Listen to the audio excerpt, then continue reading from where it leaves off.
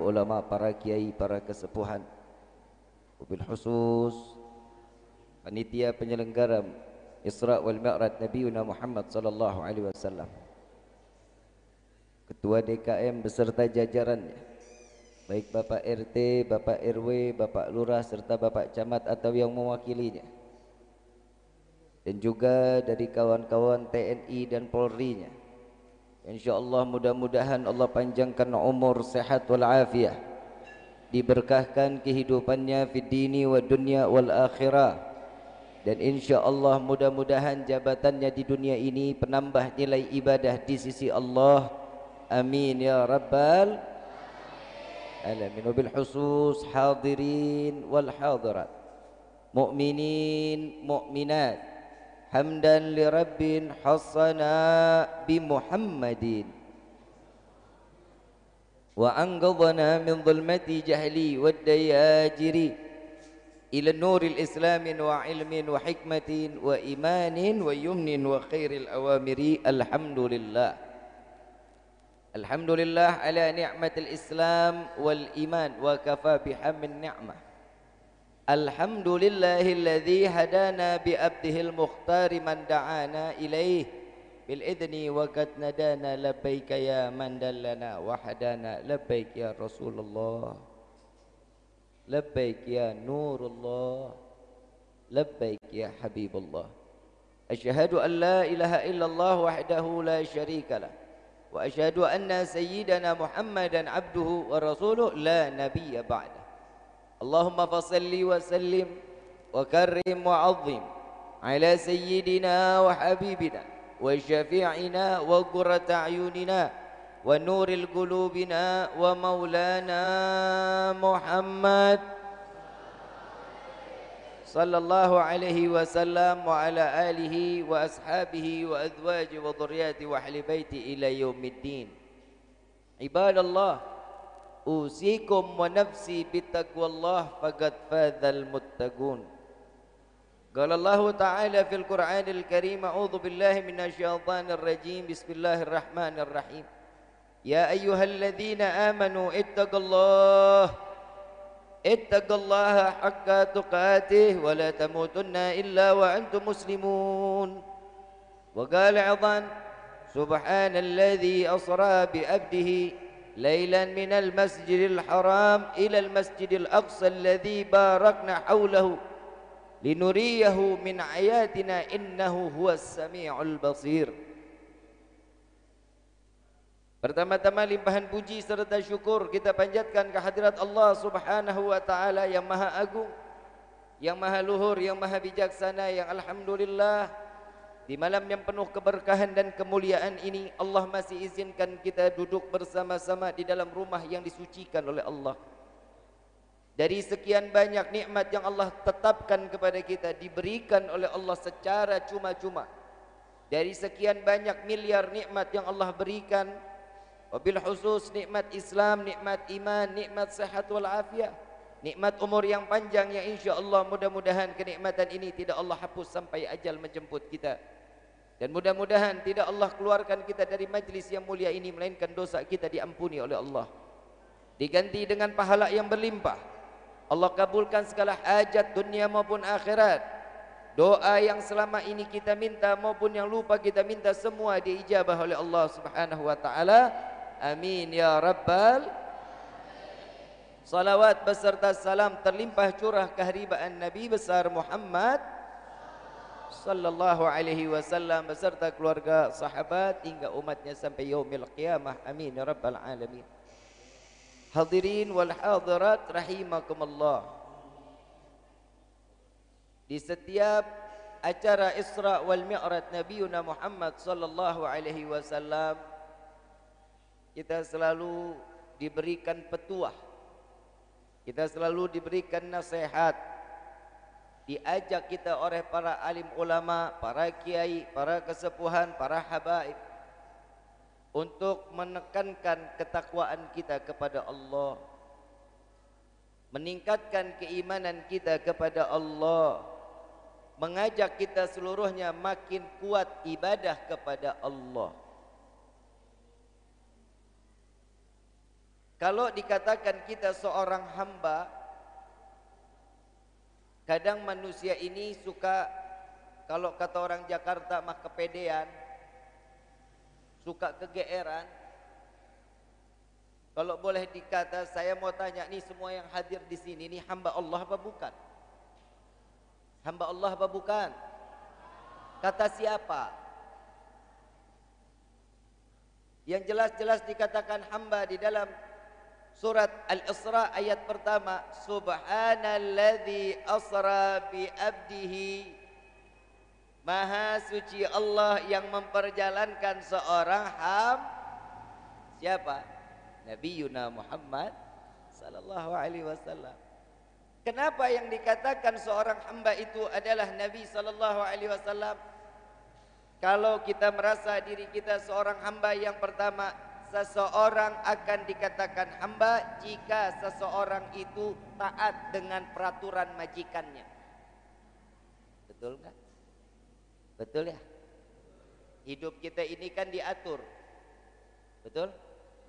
Kalau di dunia ini pemerintah, pemerintahan dari mulai presiden sampai ke RT, mereka punya jabatan-jabatan dan mereka punya aturan.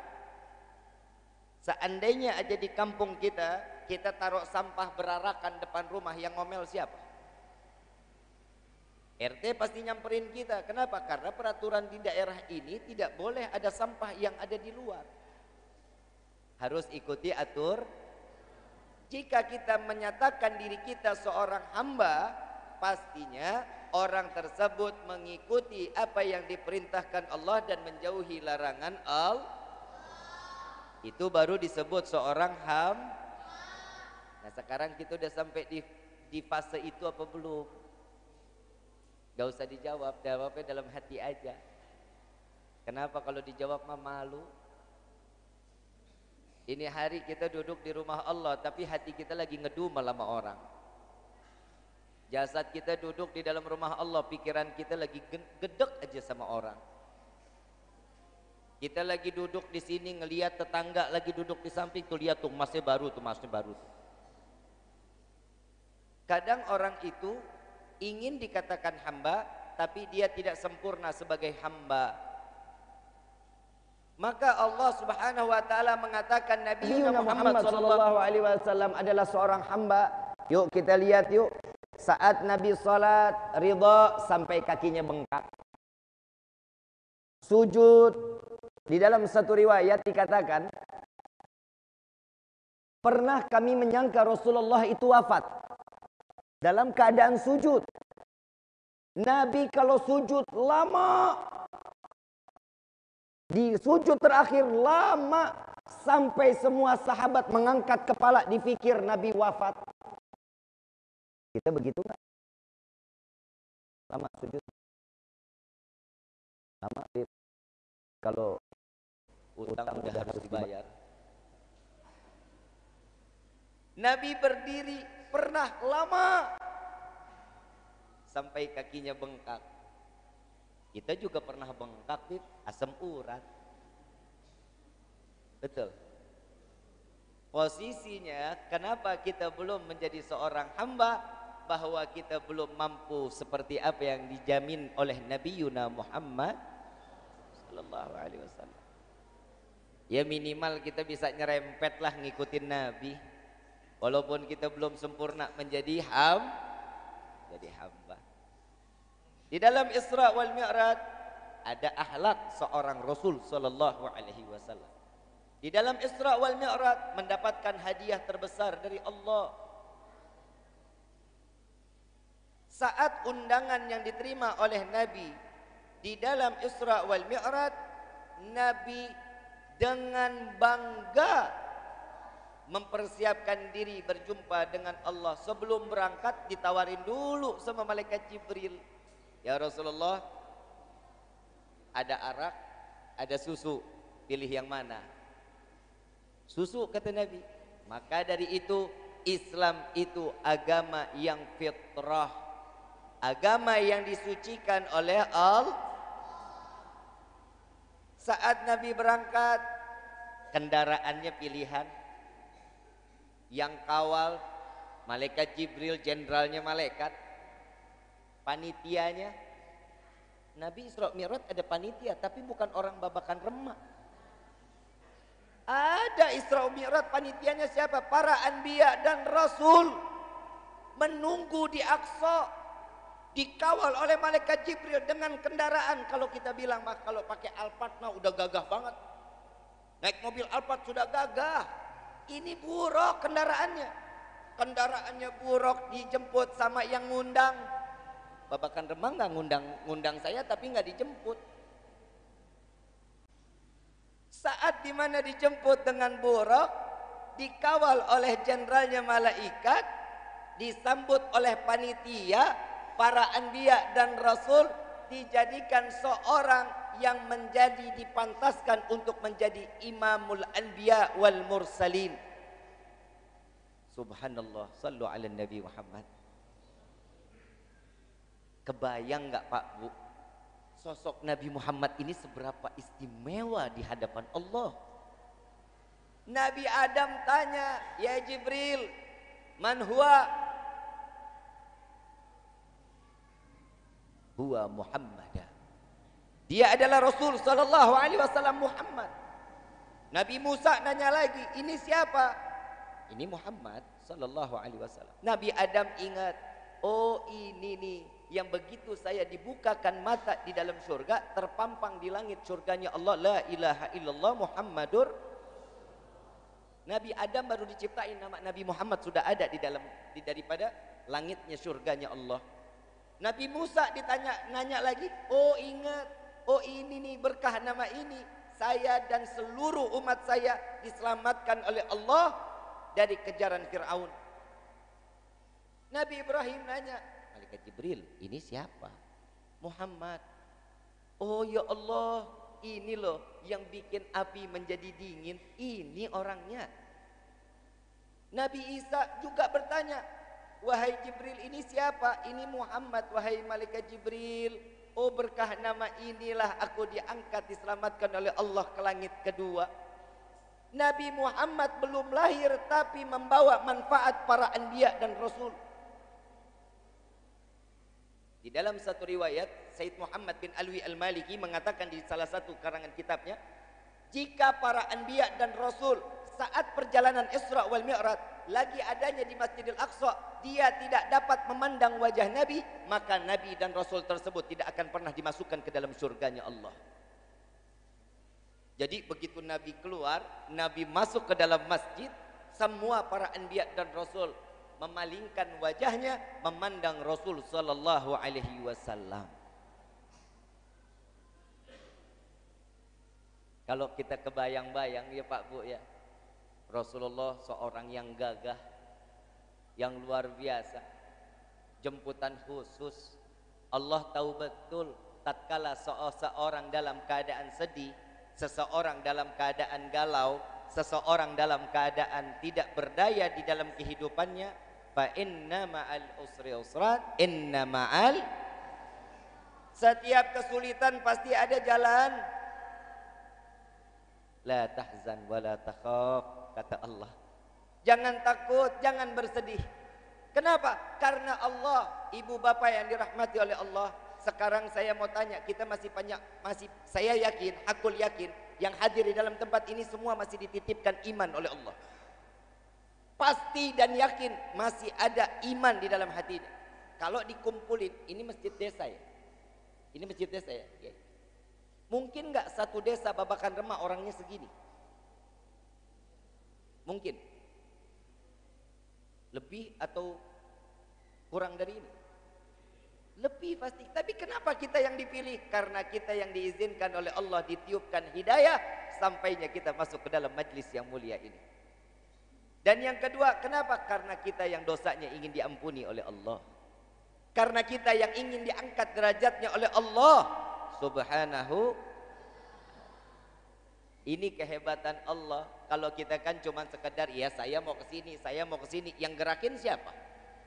Allah. Yang ngasih pikiran kita untuk jalan kemana-mana siapa? Allah. Kalau kita mah tinggal manut aja. Kalau dikatakan iman, Nabi Muhammad sallallahu alaihi wasallam, tatkala kita menyebut Sayyidina Muhammad sallallahu alaihi wasallam, iman kita nambah di hadapan Allah. Kalau kita kehilangan saudara, kehilangan pekerjaan, kehilangan usaha, kehilangan kawan, kehilangan semua, tapi ingat, kita nggak akan pernah kehilangan Allah. Kenapa? Karena cintanya Allah kepada setiap hamba. Nah, kita tinggal kitanya nih, mau nggak dicintain sama Allah? Bagaimana caranya?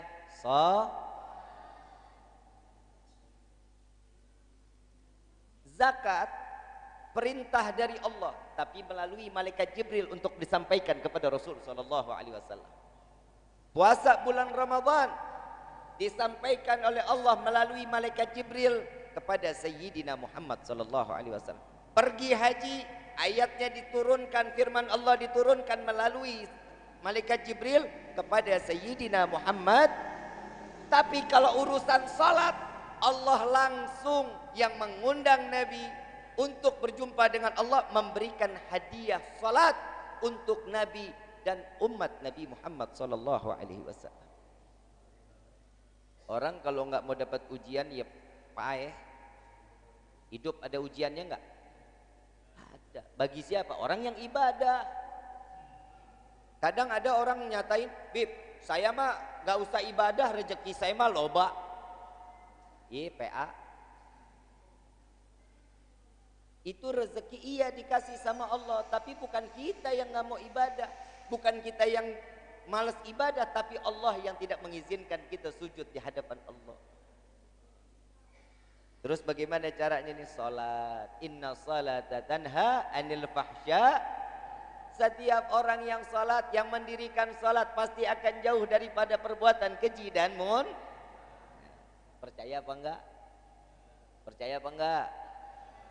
Bib, saya punya tetangga, Bib, sholatnya 5 waktu di masjid, Bib. Lu masih nyolong ayam,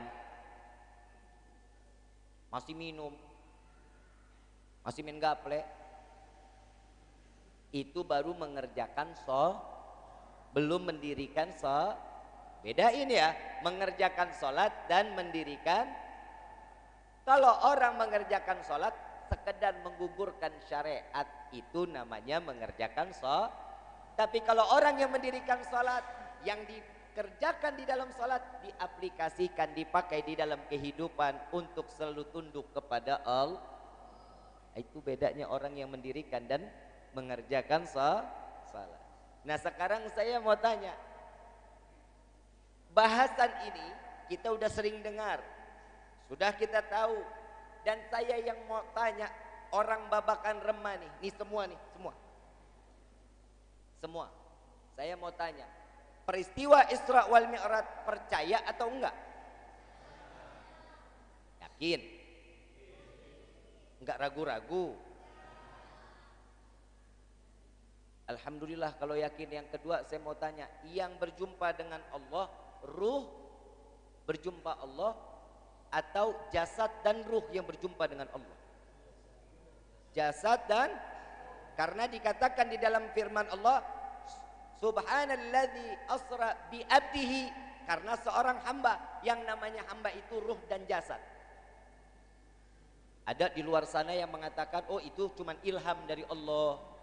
Saat Nabi tidur diberikan ilham, disuruh melaksanakan ibadah salat dari 50 sampai ke 5 waktu. Dan di dalam Rawi Ad-Diba dijelaskan, Syekh Abdurrahman Ad-Diba menulis di dalamnya, Tumma arruduhu minal arash qabla brodal faras wagatna la jami'al ma'arib.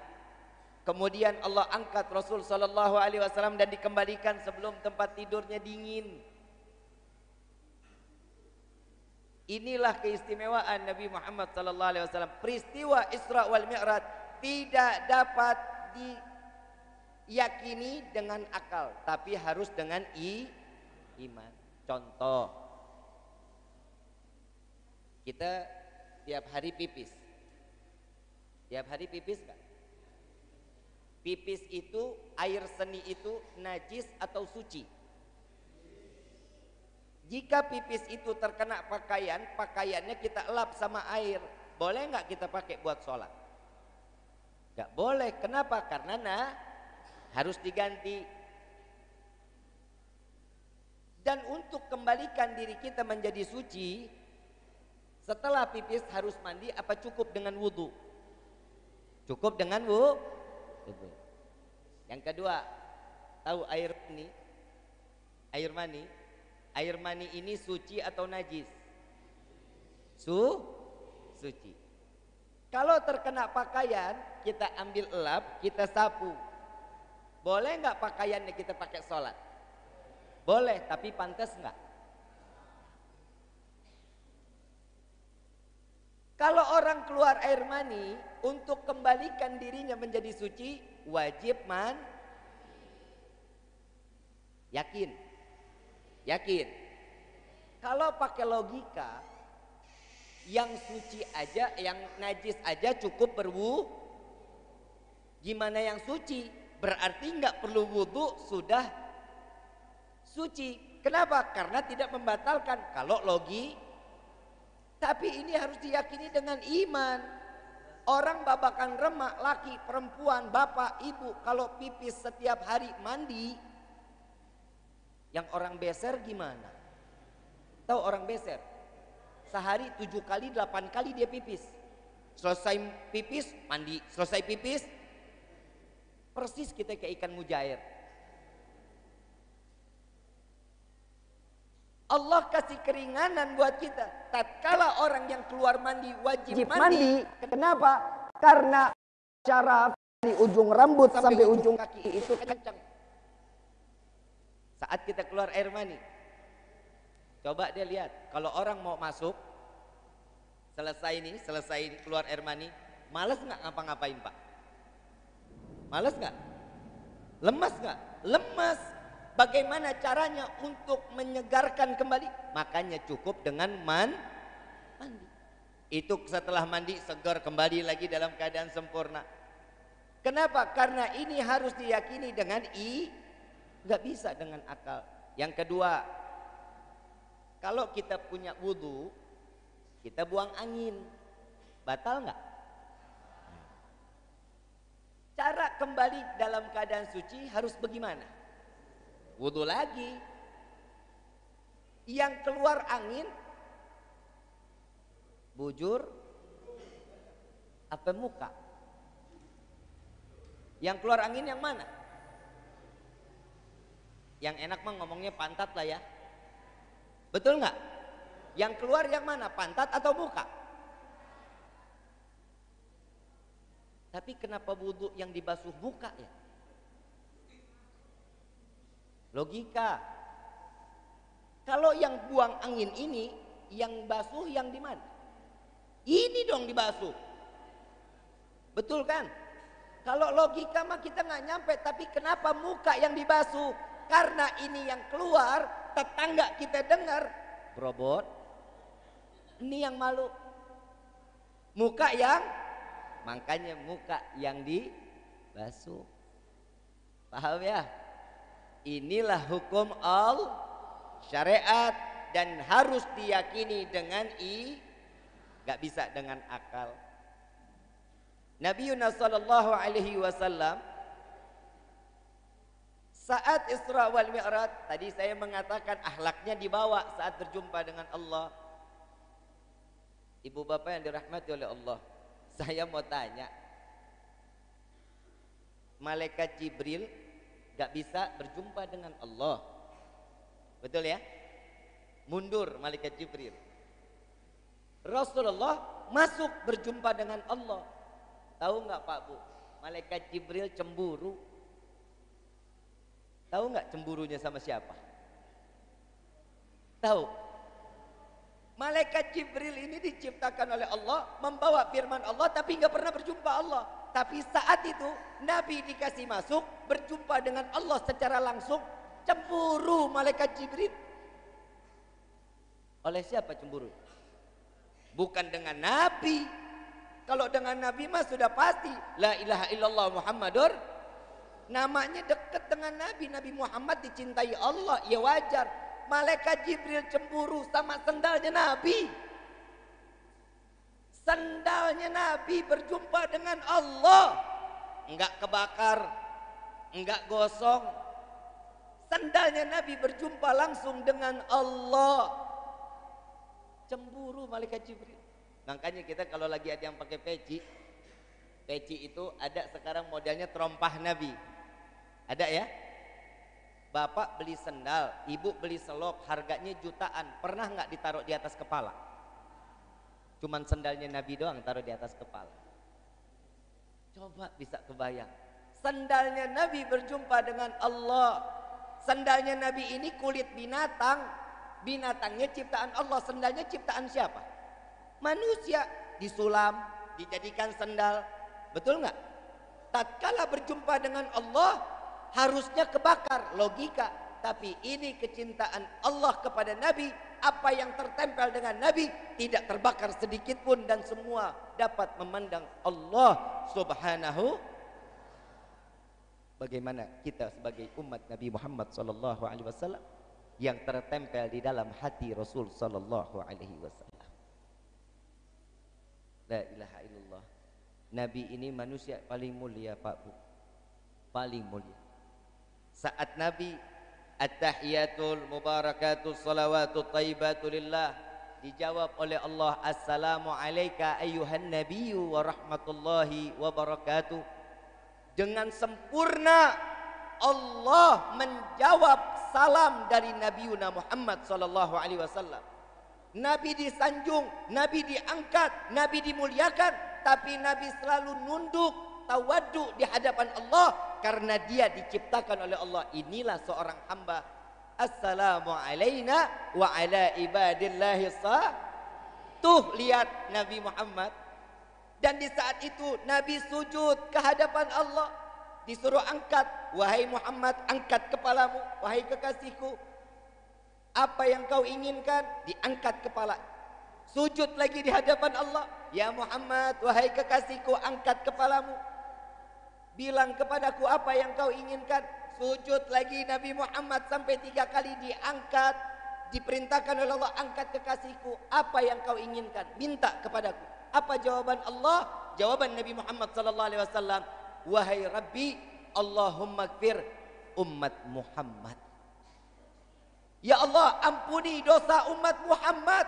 Saat pertama kali berjumpa Allah, yang diminta bukan keluarganya, bukan rezekinya, diminta umur panjang, selamatkan keluarga, tapi yang diminta oleh Allah, Allahumma gfir umat Muhammad. Ya Allah, ampuni dosa umat Muhammad.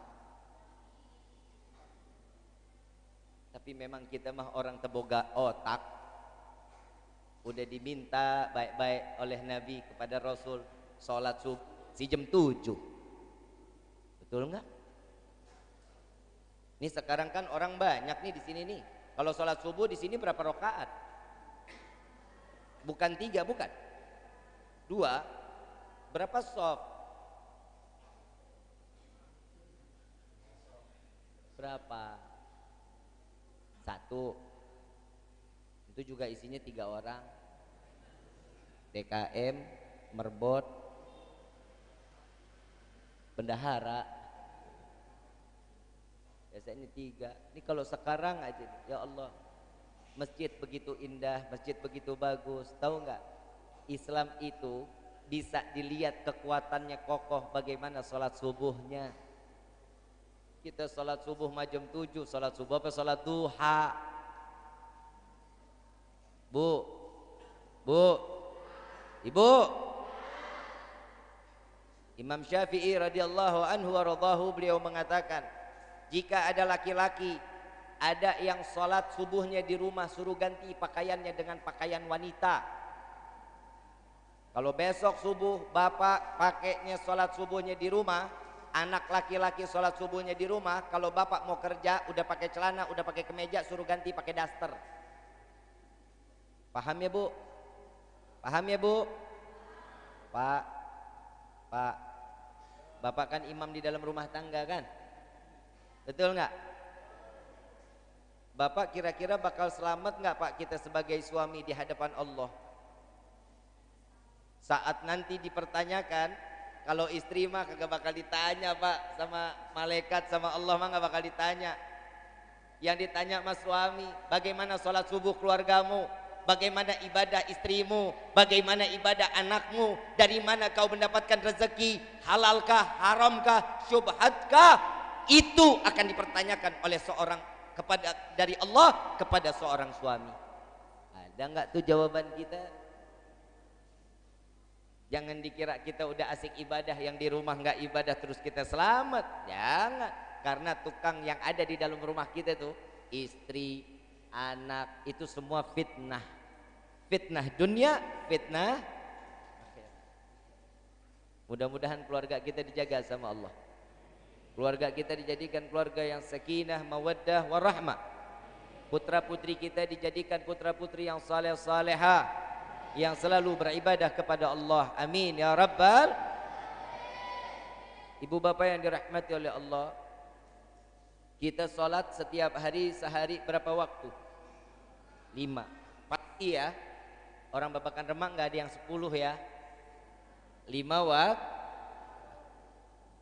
Dari sekian banyak 5 waktu sholat yang kita jalankan, yakin nggak sholat kita diterima sama Allah? Nah, kan ragu-ragu kan? Di dalam kitab Miftahul Jannah, kriteria sholat itu, yang dimana sholat itu diterima itu ada 3 poinnya. Yang pertama, syariatnya tahu, ibadahnya tahu, ilmunya tahu, bacaannya tahu, caranya tahu. Ini syariat. Allahu Akbar, langsung jalan ke masjid. Ini syariat.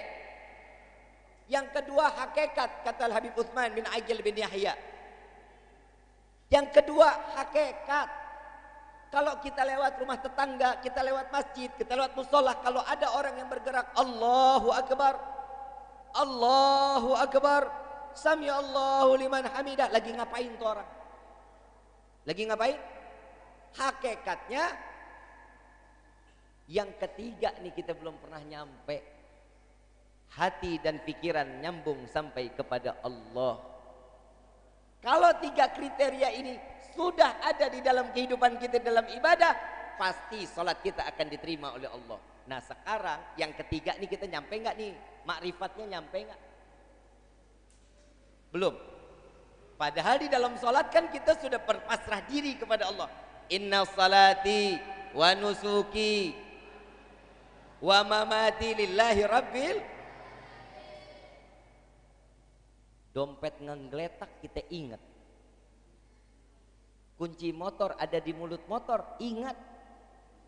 Kompor belum dimatiin, ingat. Betul? Ini kira-kira yang begini sholatnya diterima apa enggak tuh sama Allah tuh? Kalau kita ambil 3 ilmu ini, nyampe enggak sholat kita kepada Allah? Enggak. Pasti kalau kita sholat kita cuma berdasarkan rukun, enggak akan ada yang diterima sholat kita oleh Allah. Tapi subhanallah, sholat wajib terdapat sunnah Nabi Muhammad SAW, maka dari itu saya hakul yakin bahwa sholat kita semuanya pasti diterima oleh Allah karena tertempel sunnahnya Nabi Muhammad SAW. Amin ya rabbal. Kalau kita ngitung-ngitung syariat sholat kita, ya udah dah gak bakalan sholat kita diterima. Sayyidina Umar ibn Khattab dibunuh dalam keadaan apa? Keadaan sholat. Sayyidina Ali dibunuh dalam keadaan apa? Sholat.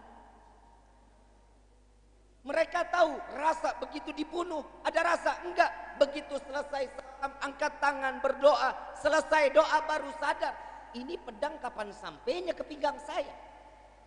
Kita kan jangan pedang, nyamuk gigit, repot, bukan main ngegaruknya. Betul nggak? Tuh bedanya kita. Kenapa? Karena sambungan dirinya kepada Allah sampai. Ada salah satu ulama saleh, tatkala di saat itu beliau ada gangguan syaraf di otaknya. Dia ke dokter. Ini ulama zaman sekarang. Tatkala di saat dia ingin dibedah, dokter bilang, "Bapak minta maaf, Bapak tifus." Dia nggak mau. Kenapa? Karena heroin. Heroin itu di dalam agama haram. Paham ya? Gak mau dia. Ya nggak bisa Pak. Bapak pasti akan merasakan sakitnya saat dibedah. Dia ngomong sama anaknya, nah bilang sama dokter, jika mau ngebedah saya, tunggu saya sampai waladhdallin amin, boleh bedah saya. Begitu orang tuanya Allahu Akbar, berdiri nih Pak, kita nggak ngomong duduk ya Pak, berdiri. Ini orang saleh, alim saleh, berdiri, Allahu Akbar, Bismillahirrahmanirrahim, Alhamdulillahirabbil alamin, arrahmanir rahim, maliki yaumiddin. Begitu sampai waladhdallin, anak sama dokter, dokter bedah.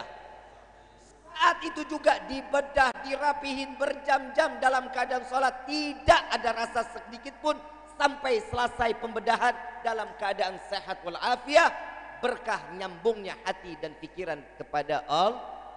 Tuh, kita ada nggak yang begitu? Ini perbedaan antara orang dulu dengan sekarang.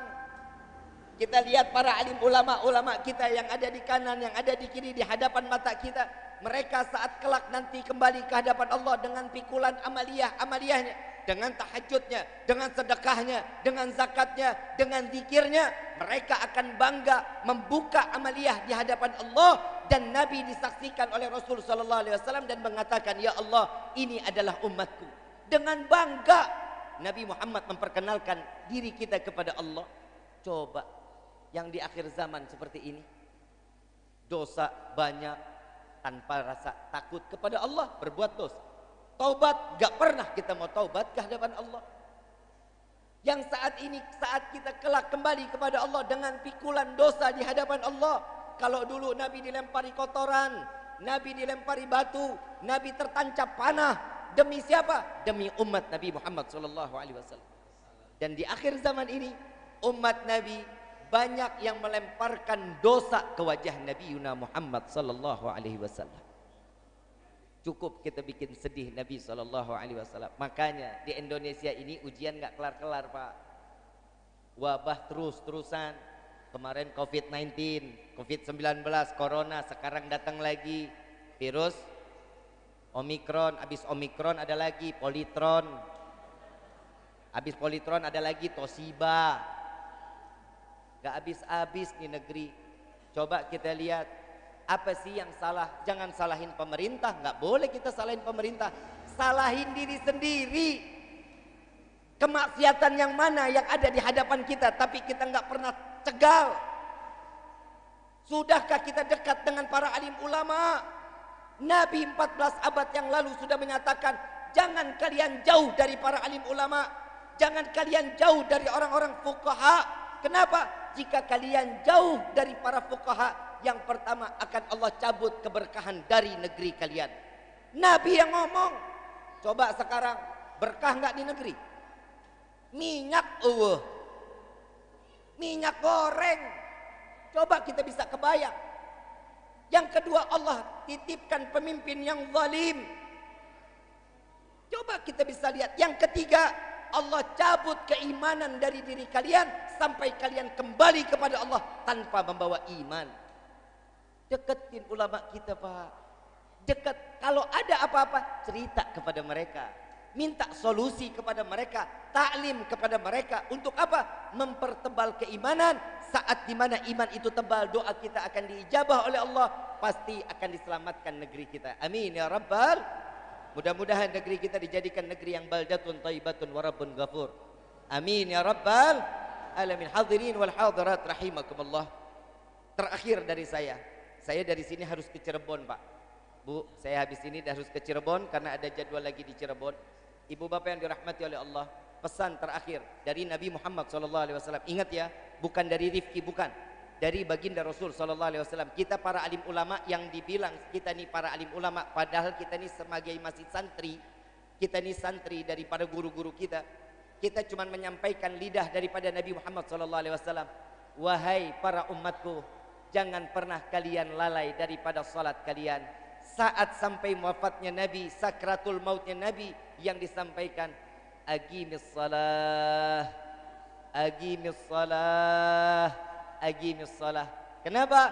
Karena salat itu yang akan menyelamatkan kita padang mahsyar, yang menyelamatkan kita di liang kubur, yang menyelamatkan kita dari sirat, sehingga kita dipantaskan masuknya ke dalam surga. Bentuk kasih sayang Allah kepada umat Nabi Yuna Muhammad.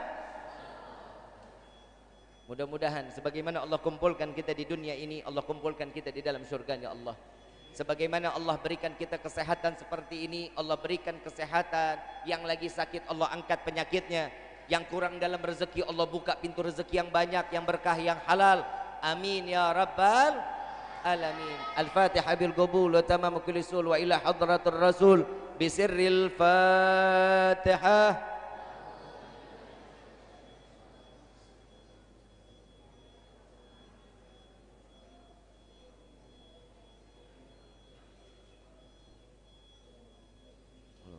Amin amin amin ya rabbal alamin. Rabbighfirli wali walidayya amin. Ayyuhal hadirun jamaah rahimakumullah. Saya mau ngasih amalan pelunas hutang, mau enggak? Mau enggak? Pelunas hutang mau enggak? Bayar. Lah orang punya utang amaliyahnya apa? Bayar.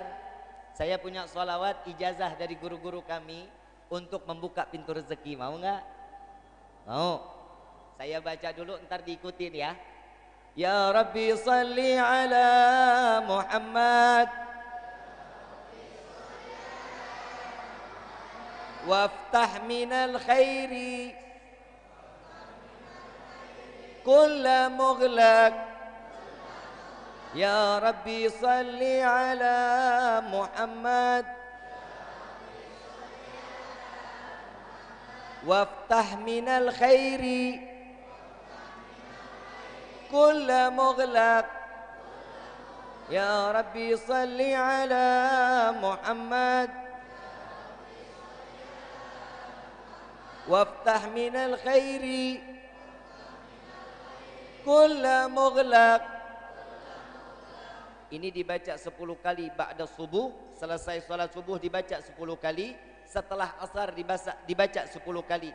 Sebagaimana Al-Habib Ali bin Muhammad bin Husain Sumtudurar Al-Habsyi, beliau mengatakan, barang siapa yang membaca salawat ini akan dibukakan pintu rezeki seperti air zam-zam yang keluar dari zaman Nabi Allah Ismail sampai yaumil qiyamah, tidak akan pernah ditutup rezekinya oleh Allah.